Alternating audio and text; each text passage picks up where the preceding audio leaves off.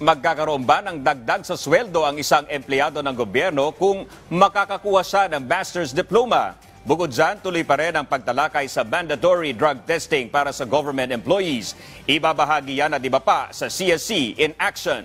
Narito po.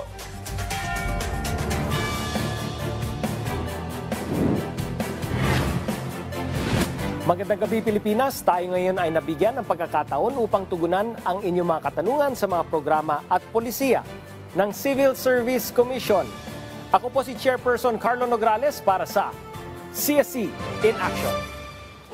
Sir, paano po kapag hindi sumunod sa prescribed intervention or rehabilitation ang isang government employee na nag-positive sa random drug test? Papatawan ng grave misconduct ang empleyado na identified as experimenter o occasional user kapag hindi sila sumailalim o kaya hindi nila natapos ang guidance counseling o kapag hindi sila nabigyan ng certificate of completion. Ganon din ang ipapataw sa chronic user kapag hindi siya sumailalim sa rehab o kaya hindi natapos ang program o hindi siya nabigyan ng certificate of completion with clearance sa kanyang rehab program.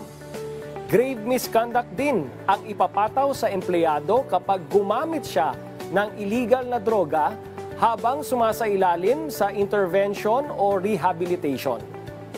Sumagot naman tayo ng isang katanungan mula sa aming Facebook page. Gustong malaman ni Kay kung magkakaroon ng step increment ang isang incumbent employee kapag nakapagkamit siya ng master's degree. Una sa lahat, ano nga ba ang step increment? Ito ay ang step-by-step na pagtaas ng sweldo ng isang kawani sa salary grade allocation ng kanyang posisyon. Halimbawa ng step progression ay salary grade 13, step 1, salary grade 13, step 2, and so on hanggang step 8. Para sa inyong katanungan kay oo, pwede ito, ngunit ito ay applicable lamang sa public health workers.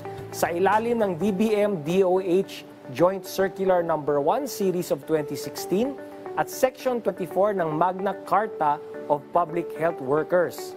Pinahintulutan ang pagbibigay ng one-step increment sa mga public health workers na nakapagtapos ng postgraduate degree tulad ng master's degree at doctoral degree. Ito ay bilang pagkilala sa pagpupursige ng kawani na makakamit ng professional advancement. But for all other public officials and employees, ginagawad ang step increment batay sa dalawang dahilan. Una, due to length of service.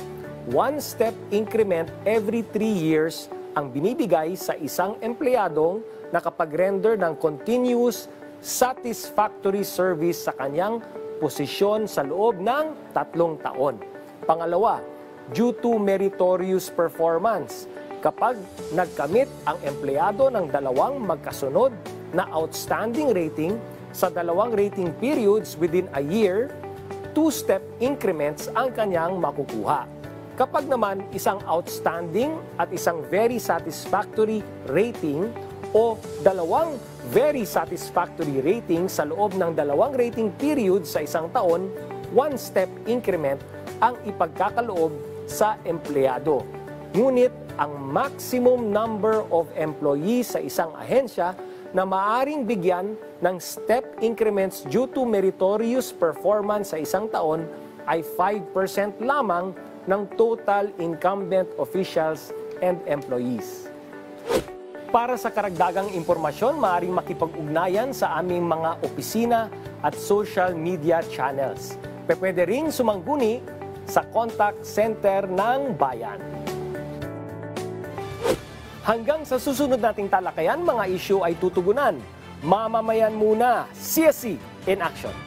Ako po ang inyong lingkod, Chairperson Carlo Nograles.